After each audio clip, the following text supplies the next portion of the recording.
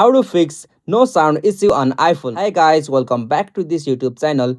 Today I will show you that how can you fix the problem like no sound issue on your iPhone.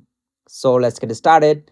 On this process, at first you'll have to open the settings from your iPhone. Alright, so after you open the settings, you have to scroll down and go the options like sound and haptics. So simply tap on it.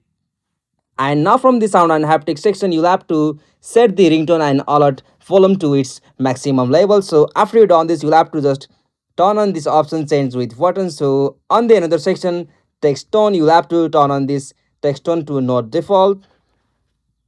Alright, so now after you done this, you'll have to just back from here and open your control setting. Okay, so from here you'll have to go with the option focus. So simply tap on it. Alright, so now from here you'll have to turn off the do not disturb mode. So simply you have to tap on it and you have to turn off. Alright, so after you done this, you'll have to just tap on your setting on your iPhone.